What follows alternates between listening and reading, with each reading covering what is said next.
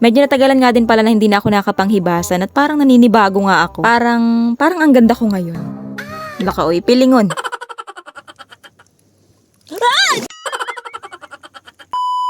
So yun na nga guys, for today's video, medyo matagal-tagal na nga rin palang hindi ako nakapangilaw din sa amin. At gawa ng ang dami ko kasing ganap sa inuman, sa buhay. Kaya na may naisipan ko nga na mangilaw ngayon at sakto nga at may hibas ngayon at wala din akong pang ulam. At ilang araw na rin na puro noodles na lang ang ulam ko. Pag hindi Maggi, cup noodles. Bali mag-isa nga lang pala ulit ako ngayong mangingilaw at lagi naman, sanay naman akong mag-isa. Hoy, anong gagawin? Lagi tayong mag-isa eh.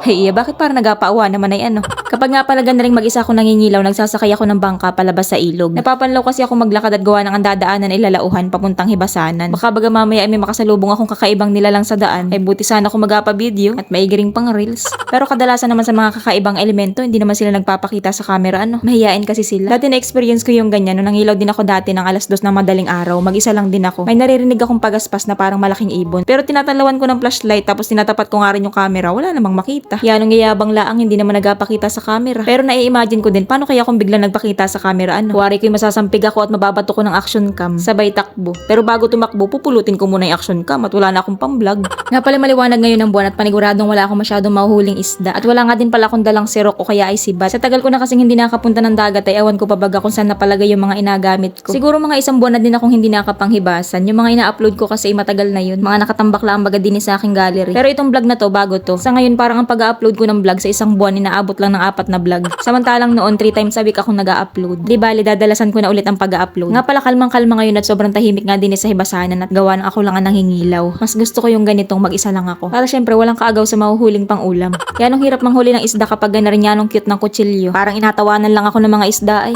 Yung isang sibat kasi na ginagamit ko sa panguhuli ng gutos, naiwanan ko sa hibasanan. May nakita kasi akong butas ng gutos tapos iniwanan ko muna siya doon kasi nga lumubog. Babalikan ko na lang pag lumabas na ulit. Ay nakalimutan ko. Ayun, tumaib na. Ay di wala na yun at naanod na. Ganda sana gamitin nun kasi kahit hipo nasisibat ko. Gagawa na lang ulit ng bago. Nga pala may nakita akong gutos nasa butas. Kapag ganito talagang maliwanag ang buwan, mga nasa butas sila. Hindi tulad kapag walang buwan kung saan-saan sila nagapuntahan. Minsan nga nasa bahay ay. Lakaw napunta ng bahay ano. Ano yun, mahingi ng sticker? Nga pala isang galamay lang yun nahuli ko. So bali 7 na lang yung kukunin ko. Tatry nating hukayin kung makukuha natin. Pero mukhang malalim nga ang butas, wag na lang pala. Ari na lang bangkalan ang kunin natin. Nga pala sa mga magtatanong dyan, buti hindi ka napapanlaw. Napapanlaw din naman. O diba, tanong ko, sagot ko. Ayos din.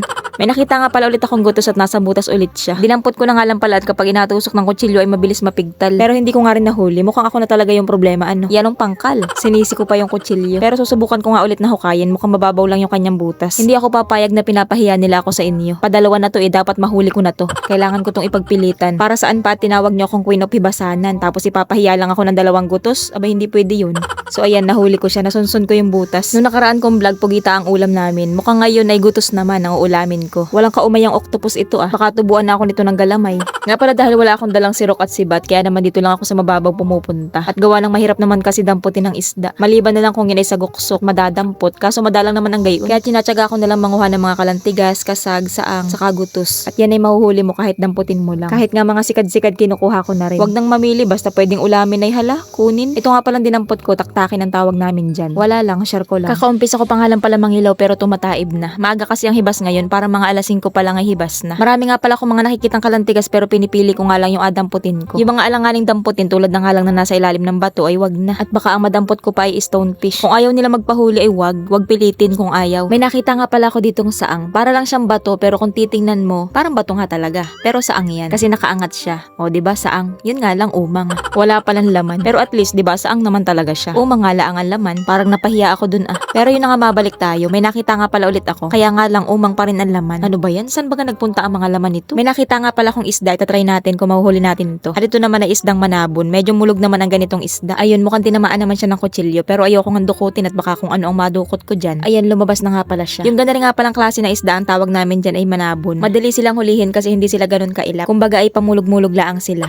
Kadalasan sila ay bumabaon sa buhangin. Pauwi na nga pala ako tapos may nadaanan nga ako ditong pugita. Yung mga ganito nga palang pugita, wala sila kadalasan sa butas. Pagalagala lang talaga yan kapag gabi. Medyo nakakatakot ang itsura nila kasi mas malaki sila kumpara sa gutos.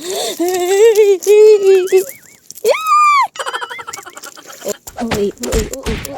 At yung pugita pa talaga ang naging OA. Akala ko kasi makakagat na ako at gawa ng yung ngipin niya ay tumapat na dun sa aking braso. Masakit pa naman mangagat yan. Nga pala madaling hulihin ng mga kalantigas kapag ganito nakalublob sila sa buhangin. O di kaya ay kapag nasa kati sila o di kaya naman ay mababaw ang tubig. Pero kapag medyo malalim ang tubig at nagagapang sila, mahirap yan hulihin. At mabilis baga nilang nababalikwas ang sipit nila. Kaya ang ginagawa ko, inaapakan ko bago ko sila damputin. Nga pala may nakita ako ditong barong kung tawagin din sa amin. Yung mga ganda nga pala kadalasang nakabaon sa buhangin at mahirap nga silang hukayin. Kasi parang may buhok sila sa ilalim na kumakapit sa buhangin. Nabanggit ko na nga pala yan dati. Inuulit ko lang at gawa ng ang tagal ko na ulit hindi nakapanghibasan. At ayan nga may nakita na naman ulit akong gutos at nasa butas nga na naman siya. Sayang talaga kung may dala akong sibat, ang dami ko sanang nahuling ganito. Ang hirap kasi hulihin kapag ganito ang gamit. Ayun, hindi ko na naman tuloy nahuli. At may nakita nga na naman pala ulit ako nasa butas na naman. At parang inaasar nga lang talaga nila ako isang galamay lang talaga ang binibigay nila sa akin. Ang damot, 8 naman yun, hindi pa ibigay yung 4. May mga nakikita nga pala ako ditong sea urchins at paniguradong matatabayan kasi maliwanag ang buwan. Kaso nga lang maliliit pa. Nga pala kung mapapansin nyo, sobrang liwanag ng flashlight ko Nasa comment section yan, lagay natin. Matagal nga din palang malobat yan. Hindi na nga pala ako nakatiis at kahit maliliit nga ang tuyom, parang gusto ko talagang makatikim ng tuyom ngayon. Kaya nagbukas ako ng isa. Kaso nga lang nagbago isip ko. Wag na pala at ang hirap niyang kunin at gawa ng wala akong sirok, wala din akong sibat. Tapos maikli pa yung kutsilyo ko, baka matinik lang ako. Manghuli na lang tayo ng kasagat, umuwi na at nataib na. May nakita nga pala akong isdang bugaong. Naku, kung may sibat lang talaga ako, yari kang bugaong ka sa akin. Pasakay na nga pala ako ng bangka pero may nakita pa nga akong isang kalantigas. At ito talaga yung pinagsisisihan ko. Dapat talaga di ko na to pinansin kasi naman. O tingnan nyo. Inabot yung daliri ko. Medyo napailalim kasi yung daliri ko dun sa tiyan niya. Sa tagal ko na nga palang dumadampot ng ganyan, ngayon lang ako nasipit. Congratulations. For the first time. For the first time. Kumanta. Masakit pala masipit niyan, yung tipong napapamura ka. Pero okay nga lang yan at malayo naman sa bituka yan at nasa daliri. At dahil nga parang hindi na masaya at hindi na ako natutuwa, umuwi na ako. May mga nangilaw nga din pala kanina, buti na lang at nagsiuwian na sila bago ako masipit. Abi, parang nakakahiya yun Yanong lutong pamanding ka nung mura. Medyo mahapdi yung daliri ko na kumikirot na medyo tumitibok. Ano ba to? Inlab ba to? Medyo konti nga lang pala yung mga nakuha kong pangulam ngayon at gawa ng saglit lang din naman ako sa dagat. Pero okay nga lang yan kasi mag-isa lang naman ako dito sa bahay. Nakulangan nga pala ako sa pagbugbog ko dun kanina sa pugita kaya binugbog ko ulit. Ang sama talaga ng pag-uugali ay Hindi, binubugbog naman talaga yan para malambot kapag niluto. Kapag kasi hindi, makunat. Ilalaga ko nga lang pala yung mga nakuha kong kasag, kalantigas, suso, at saka barong. Tapos ari nga palang gutos, pugita at isda, pinirito ko na lang. Kailangan nga palang takpan at gawa ng kapag ganyan ang ipiprito, nagtatalsika ng mantika. So yun na nga guys, kain po tayo. Nga pala nakalimutan ko mag-shoutout So yun na nga, shoutout nga pala sa Flash Day ni sa Makalelon. Nakasulat yan sa parcel ko, pa-shoutout daw sila. Hoy hala, shoutout lang pala ay. Shoutout nga din pala kay AJ Blake, Jesper Cuerdo Ribalde. Grabe naman pangalan yan, pagkahaba. Pakalmanin sa pangalan ay Ansadia, Giselle Sosa, Mary Ann Noynay, Janine Suranyo, Annalisa Miras, Giselle Ogaya, Jax at Ken, at kay Glenn Danica Katanggi. So yun lang, bye!